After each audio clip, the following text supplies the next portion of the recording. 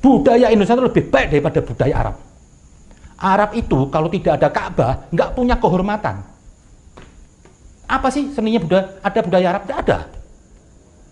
Bangsa yang nggak punya budaya, bangsa yang tidak melahirkan intelektual. Siapa coba intelektual Islam dari Arab? Tidak ada.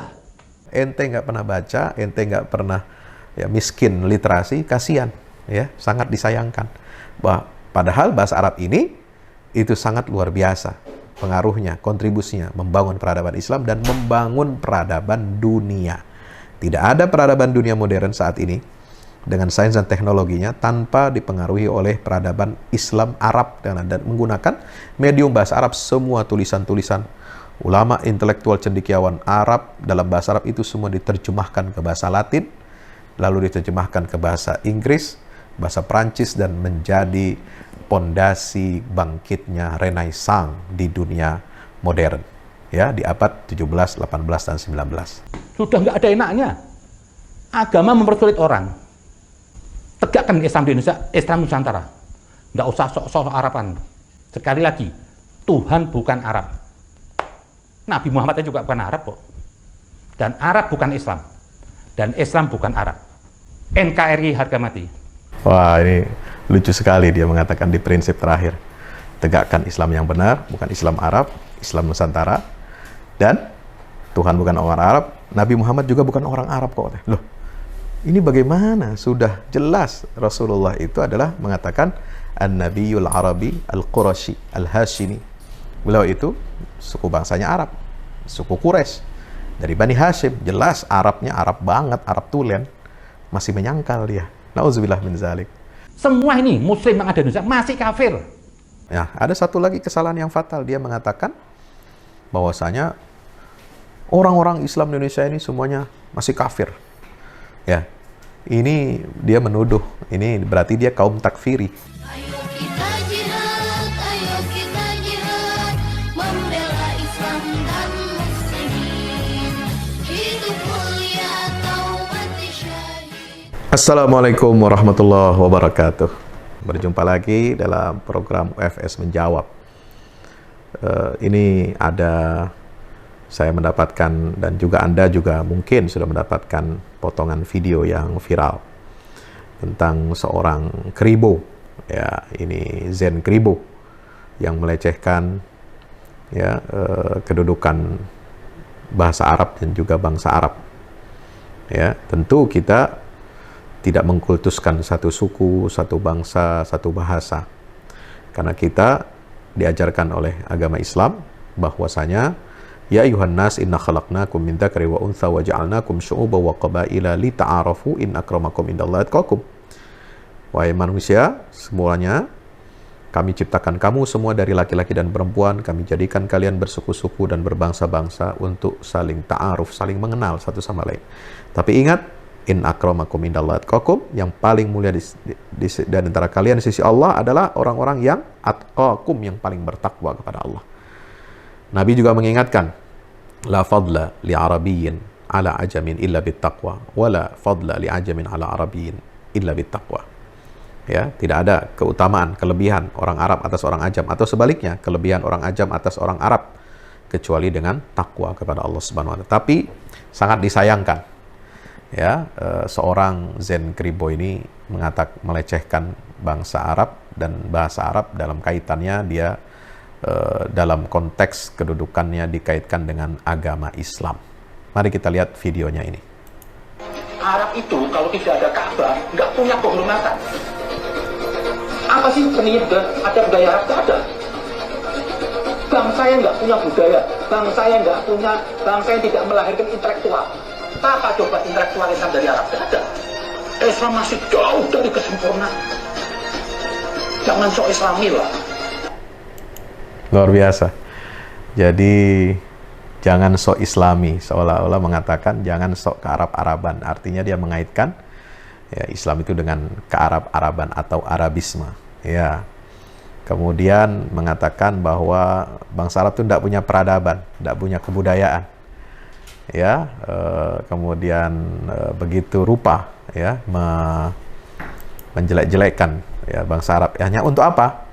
Hanya untuk membela ya, di situ hanya untuk membela Jenderal Dudung Abdurrahman. Ini video lengkapnya, ya, video lengkapnya ternyata ada di sini. Saya cari di channelnya, judulnya Seolah Kalian Maha Tahu Segalanya Panitia Akhirat ya, gitu ya. Pendapat liar, tuduhan sesat terhadap Kasat Dudung perihal Tuhan bukan Arab. Jangan memahami, jangan melihat Islam itu harus bergaya ustadz atau bergaya ulama dengan sorban itu. Dan Islam itu bukan hak paten ulama atau ustadz. Banyak orang bukan ustadz, banyak orang nggak berebel ustadz, banyak orang yang berpakaian sederhana, tapi dia juga punya kemampuan Islam. Budaya Indonesia itu lebih baik daripada budaya Arab. Arab itu kalau tidak ada Ka'bah nggak punya kehormatan. Apa sih seninya ada budaya Arab? Tidak ada. Bangsa yang nggak punya budaya, bangsa yang tidak melahirkan intelektual. Siapa coba intelektual Islam dari Arab? Tidak ada. Semua dari Parsi. Yang bisa menuduh penista agama itu cuma Tuhan. Kok Anda yang masih kafir? Semua ini Muslim yang ada di Indonesia masih kafir. Maka di Al-Quran bilang apa? Jihad terakbar, jihad yang paling mulia itu apa? Jihadun nafas. Karena kekafiran itu ada pada diri kita. Banyak yang kita masih membangkang dari ajaran Al-Quran. Kita ingkar. Lah, kalau Anda masih kafir, kok Anda bisa menilai orang itu sesat kafir? Ya, ini mirsa yang dirahmati Allah SWT. Jadi pembelaannya sedemikian rupa untuk membela ungkapan bahwa Tuhan itu bukan orang Arab. Ya, dengan bersilat lidah, ya, dia mencoba untuk membela seorang perwira tinggi TNI Angkatan Darat yang menjadi kasat ya dengan ucapannya. Nah, saya kira apa yang disampaikan dalam video itu yang panjang dan juga yang potongannya tadi yang saya sampaikan itu sangat-sangat tidak ilmiah, ya, sangat tidak berdasarkan ilmu dan fakta. Karena walau bagaimanapun, ya, kedudukan bahasa Arab ya dalam Islam ini sangat penting karena dia adalah bahasa Al-Quran, kitab suci umat Islam yang Allah pilih untuk menjadi bahasa, medium bahasa dari kitab suci atau wahyu yang terakhir yang Allah wahyukan kepada Nabi Muhammad SAW, yang untuk tujuan apa? Menjaga keotentikan kitab suci terakhir ini. Tidak ada versi Al-Quran yang benar, tidak ada versi Al-Quran yang otentik selain yang berbahasa Arab. Tidak ada Al-Quran dengan teks Latin, teks Inggris, teks redaksi wahyunya ya. Kemudian bermacam-macam teks Latin, Inggris, kemudian Yunani atau bahasa Arab, Syria atau dengan teks Sunda, teks Jawa, teks macam-macam, tidak. Dia hanya satu teks di dunia ini. Teks Al-Quran adalah teks berbahasa Arab. Ya, bedakan dengan terjemahan. Kalau terjemahan bisa diterjemahkan ke dalam berbagai bahasa dunia, tapi dia bukan Quran. Dia hanya terjemahan Al-Quran. Kenapa? Teks wahyu itu harus satu bahasa untuk memastikan dan untuk mengecek, ya, mengecek kalau ada kekeliruan, kalau ada kekurangan atau ada pemalsuan terhadap ayat Al-Quran itu mudah. Itu dengan menggunakan satu teks saja, yaitu teks Arab untuk wahyu Al-Quranul Karim. Dan itu diakui menjadi keunggulan, kelebihan Al-Quran, kelebihan agama Islam ini dibanding kitab suci atau agama yang lain. Karena bisa menjamin keotentikan dan bisa merujuk bagaimana kita mencari teks yang asli. Tidak sebagaimana perjanjian lama, perjanjian baru. Teks aslinya seperti apa, tidak ada yang tahu. Kemudian ada perubahan setelah dikaji dengan kritik teks dan kritik sejarah Bible itu terjadi ada perbedaan-perbedaan dari masa ke masa antara teks Bible yang satu dengan yang lain, baik itu perjanjian lama maupun perjanjian baru. Nah, ini yang sangat disayangkan. Tapi Al-Quran tidak seperti itu. Konsep teks Al-Quran sangat kuat dan kokoh, dan ini yang menjaga ajaran Islam ini otentik. Ya, hadis-hadis Nabi SAW juga otentik sampai hari kiamat. Tinggal bagaimana kita mempraktekannya. Karena Al-Quran dan kebenaran sunnah Nabi SAW yang riwayatnya sahih, apalagi yang mutawatir, itu sudah dijamin kebenarannya oleh Allah Subhanahu wa Ta'ala, dan itu merupakan perwujudan dari kesempurnaan agama Islam. Al-yauma akmaltu lakum dinakum wa atmamtu alaikum ni'mati wa raditu lakumul islama dina. Ya, teman-teman yang dirahmatkan Allah Subhanahu wa Ta'ala. Ya, ada satu lagi kesalahan yang fatal. Dia mengatakan bahwasanya orang-orang Islam di Indonesia ini semuanya masih kafir. Ya, ini dia menuduh, ini berarti dia kaum takfiri. Ya, dia ini kaum takfiri. Dia menuduh dan mengatakan, mengklaim semua orang Islam di dunia, bahkan di Indonesia ini semuanya kafir. Karena masih banyak meninggalkan Islam. Tapi kenapa orang kafir, kata dia, sambil menunjuk umat Islam, itu menilai ajaran lain atau menilai ungkapan orang itu sesat. Nah, luar biasa ini. Atau mengatakan, ya, selain tudingan yang berbahaya itu, dia mengatakan hanya Tuhan yang berhak atau bisa menentukan kesesatan atau tidak. Betul. Ud'u ila sabili rabbika bil hikmah wal mau'izatil hasanah inna rabbaka huwa a'lamu biman dhalla an sabili wa huwa a'lamu bit-tahdin. Ya, surat An-Nahl tentang dakwah, mengajak kepada yang baik dengan cara hikmah, mau'izah hasanah, dan jidal. Dan Allah mengatakan inna rabbaka huwa a'lamu biman dhalla an sabili wa huwa a'lamu biman ihtada. Allah yang tahu siapa ya yang tersesat dari jalannya dan siapa yang mendapatkan petunjuk. Ya. Nah, apakah hanya Allah saja yang tahu dan dirahasiakan, ya, menjadi suatu misteri? Ya, orang-orang tersesat itu tidak diketahui oleh umat Islam, hanya oleh Allah saja. Nah, kalau hanya oleh Allah saja, mengapa ya Allah jelaskan, Allah Ta'ala jelaskan, ya, Allah rincikan bagaimana ciri-ciri kesesatan itu di dalam Al-Quranul Karim.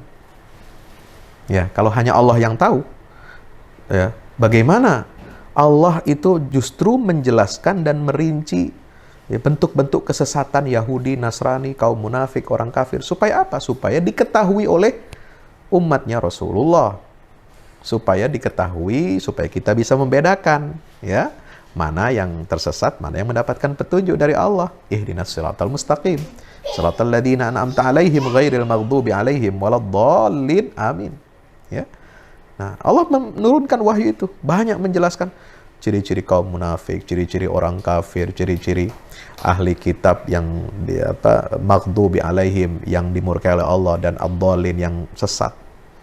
Ya, untuk apa? Supaya kita mengetahui. Jadi Allah menentukan seorang atau kaum atau bangsa atau golongan itu sesat, kafir atau apa, itu diberitahukan kepada umat Rasulullah, menjadi pedoman, menjadi rujukan bagaimana kita hati-hati, harus waspada, tidak mencontoh, tidak mengikuti jalannya orang-orang yang dimurkai dan orang-orang yang tersesat itu.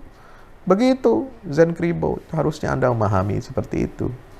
Ya, jadi bukan hanya hak prerogatif Allah, kita juga bisa mengetahui. Karena kalau kita tidak mengetahui mana kesesatan, mana petunjuk, untuk apa diturunkan wahyu? Allah turunkan wahyu berupa Al-Quran kepada kita. Kan tujuannya untuk difahami, bos. Untuk diketahui, untuk bisa dicerna. Dan Allah sudah memberikan pemahaman itu kepada kita. Yu'tal hikmata may yasha. Wa may yu'tal hikmata faqad utiya khairan katsira. Wa may yadhakkaru illa ulul albab. Ya, dikasih tahu cara berpikir yang benar. Tahu cara memilah mana yang benar, mana yang salah, mana yang hak, mana yang batil. Mana yang lurus, mana yang bengkok. Mana yang hidayah, mana yang dolalah. Ya, itu semua ada dalam Al-Quran. Nah, kita menentukan itu berdasarkan wahyu dari Allah Subhanahu wa Ta'ala. Jadi nggak benar ya, kalau ada orang mengatakan seperti yang dikatakan si Zen Kribo ini, ya. Nah, sayangnya ya, dia dibilang di akhir ini mengatakan, sebelum penutup dia mengatakan bahwa Nabi Muhammad itu sendiri ya bukan Arab. Sudah nggak ada enaknya. agama mempersulit orang. Jadi sekali lagi saya bilang, Pak Dudung, Anda benar, Anda Islami. Tegakkan Islam di Indonesia, Islam Nusantara. Nggak usah sok-sok Araban. Sekali lagi, Tuhan bukan Arab. Nabi Muhammad juga bukan Arab kok. Dan Arab bukan Islam. Dan Islam bukan Arab. Itu aja mungkin NKRI harga mati. Wah, ini lucu sekali dia mengatakan di prinsip terakhir. Tegakkan Islam yang benar, bukan Islam Arab, Islam Nusantara. Dan Tuhan bukan orang Arab, Nabi Muhammad juga bukan orang Arab kok. Loh, ini bagaimana? Sudah jelas Rasulullah itu adalah mengatakan An-Nabiyul Arabi Al-Qurashi Al-Hashimi. Beliau itu suku bangsanya Arab, suku Quraisy, dari Bani Hashim. Jelas Arabnya Arab banget, Arab tulen. Masih menyangkal dia. Nauzubillah min zalik. La haula wala quwata illa billah. Kita mohon perlindungan kepada Allah Subhanahu wa taala dari berbagai macam penyesatan-penyesatan yang ada terjadi di tengah umat. Nah, saya akhiri ya konten kita kali ini dengan mengutip berita ya, dari majalah berita Nahdlatul Ulama tanggal 1 Januari 1938 tentang ungkapan bahaya aliran anti Arab. Ya, di majalah berita NOE ya, NO Nahdlatul Ulama 28 Syawal 1356 Hijriah atau 1 Januari 1938. Ya. Isu anti Arab ternyata beberapa dasawarsa yang silam di awal abad 20 sudah merebak di tanah air. Bagaimana kalangan Nahdien saat itu menyikapi isu anti Arab? Mari kita ikuti tulisan yang dimuat di majalah dipimpin oleh Kiai Haji Mahfud Siddiq ya, dan Kiai Haji Hashim Asy'ari Tebu Ireng, Kiai Haji Abdul Wahab Hasbulsoroy dan Kiai Haji Bisri Denanyar. Ya, ini oleh disalin dengan sesuai dengan aslinya oleh Bapak Lukman Hakim. Ya, ini disebut di dalam portal faktakini.info. Sekali peristiwa Rasulullah bersabda kepada Sayyidina Salman, "Salman, janganlah kamu benci aku, maka kamu akan menceraikan agamamu." Sembah Sayyidina Salman, betapakah hamba membenci paduka padahal Allah memberi hidayah hamba dengan perantaraan paduka? Maka sabda beliau, yaitu kamu membenci bangsa Arab, maka akhirnya kamu membenci aku. Hadis Hasan Gharib. Tujuan lebih dalam, jikalau kami menulis tentang aliran anti Arab, barangkali para pembaca kita menyangka bahwa kami akan menulis pergolakan di Palestina, dalam mana aliran anti Arab dalam kalangan bangsa Yahudi makin menjadi-jadi. Ya.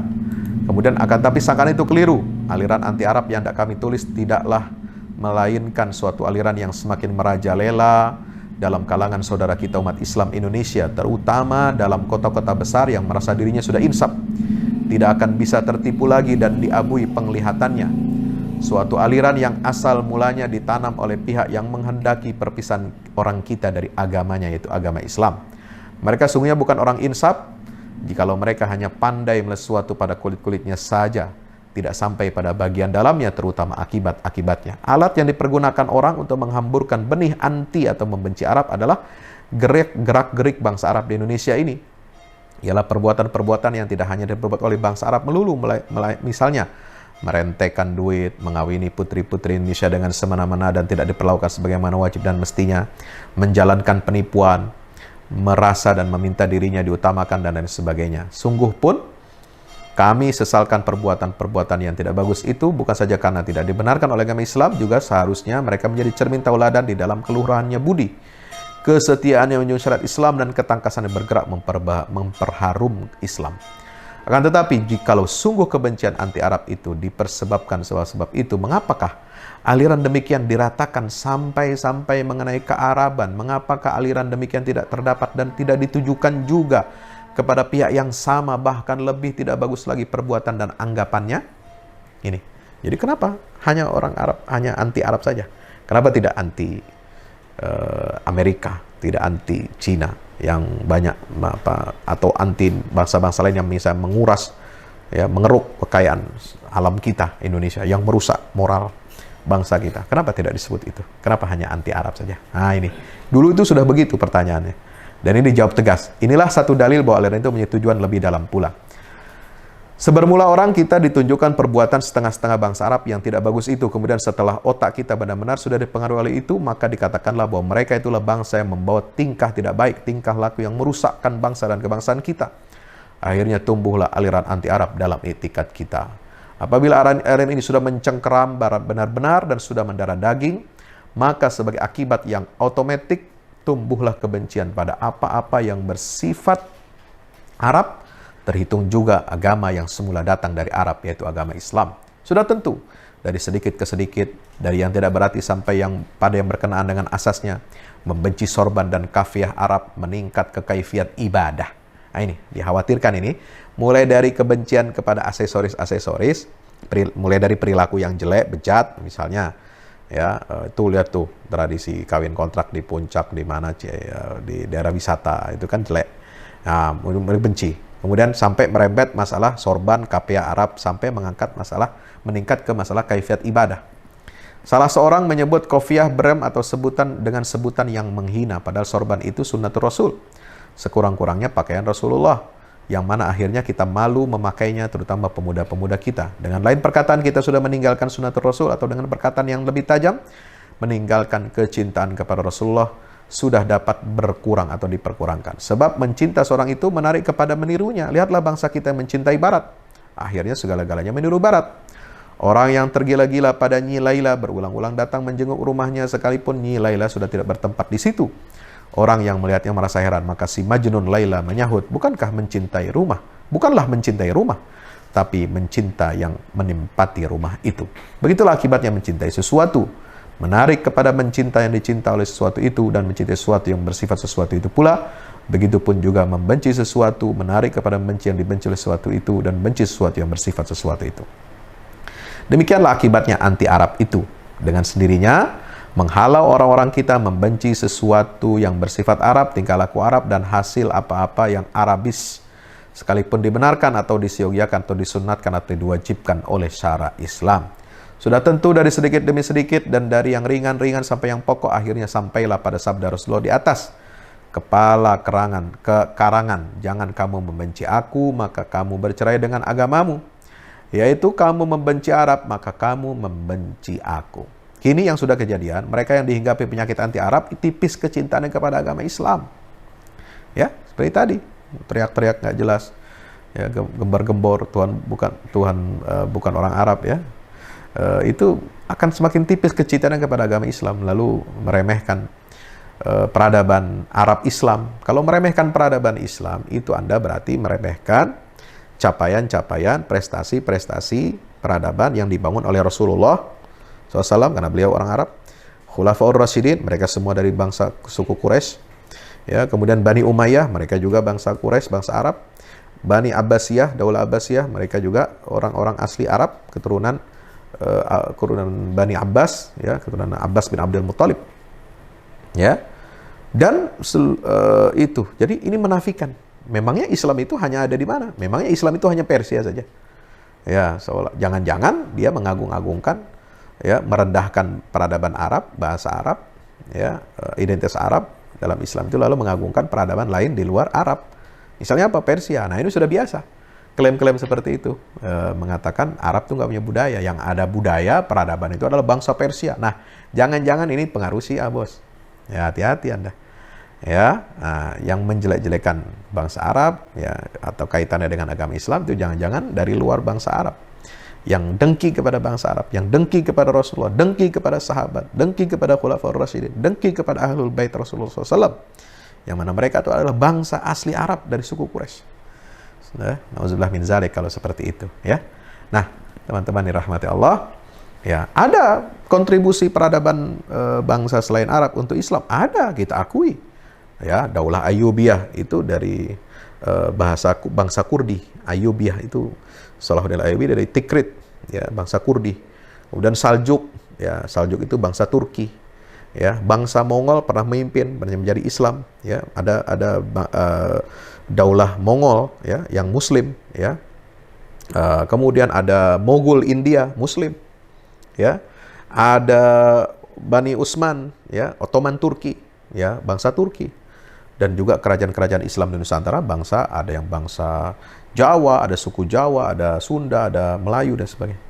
Kita hargai semuanya karena Islam ini adalah rahmatan lil alamin. Mereka punya kontribusi masing-masing untuk tegaknya izul Islam wal muslimin, dan mereka sama-sama menghormati bahasa Arab karena bahasa itu adalah bahasa Al-Quran yang dipilih oleh Allah Subhanahu wa taala menjadi medium bahasa wahyu terakhir, menjadi medium bahasa sunnahnya Rasulullah SAW, menjaga orisinalitas Islam, ya, dan juga menjadi bahasa ilmu pengetahuan dunia selama berabad-abad.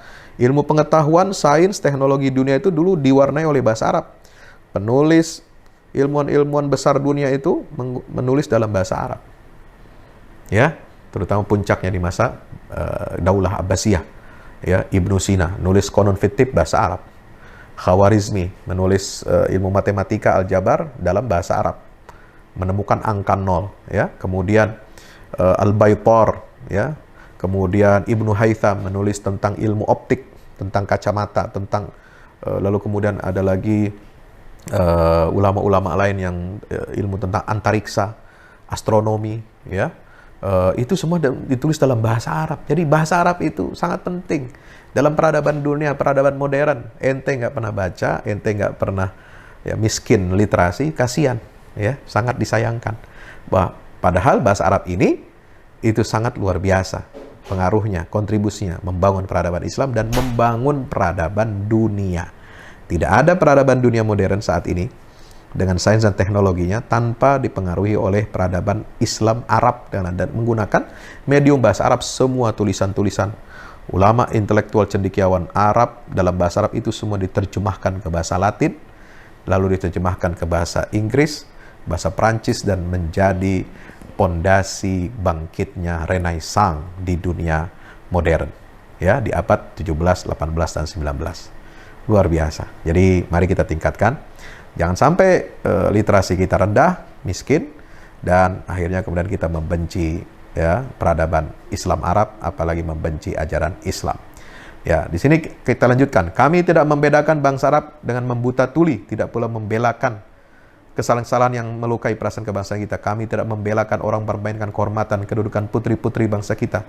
Kami tidak mengakui bahwa mengambil putri kita yang perkawinan sama hanya atau lebih besar dari pergundik mereka atau menjual mereka dari tangan ke tangan lain atau menyewakan mereka dengan direklamakan bersama-sama dengan ijaz dan kue-kuenya. Kami tidak dapat mengakui bahwa menjual Majmu', Gahru, dan Ma'jun sama mendesaknya seperti borong. 99% mata pencarian bangsa kita hingga perekonomian bangsa sukar didirikan kembali. Ini sudah kritis ulama-ulama dulu. Ya, kenapa yang ditampilkan adalah kejelekan-kejelekan bangsa Arab, tidak bangsa-bangsa lain yang menggarong, yang merebut, yang merampas harta kekayaan alam kita. Teranglah sudah bahwa kami tidak membelakan bangsa-bangsa, tapi kami tidak dapat membenarkan aliran anti Arab atau menyamaratakan bangsa Arab, terutama turunan pelepas kita dari kehidupan jahiliyah dan jahanam, yaitu, ya, Rasulullah Sallallahu Alaihi Wasallam. Jadi nggak boleh kita menyamaratakan, apalagi sampai mengatakan Rasulullah Nabi Muhammad aja bukan orang Arab. Nah, itu ngaco banget. Kita berutang budi sebesar kepada beliau SAW, terutama pula bangsa Arab, tidak hanya bangsa Hadramaut saja, Arab, Syria, Mesir, Irak, sebagainya, tidak sedikit jasanya pada Islam dan ketimuran. Mudah-mudahan Allah Subhanahu Wa Taala mengangsurkan rahmat, hidayat, dan taufiknya pada kita semua. Amin ya rabbal alamin. Demikian, ya, saya kutipkan dari majalah berita Nahdlatul Ulama tahun 1938. Semoga bermanfaat konten ini. Jangan lupa like, share, dan subscribe. Wassalamualaikum warahmatullahi wabarakatuh.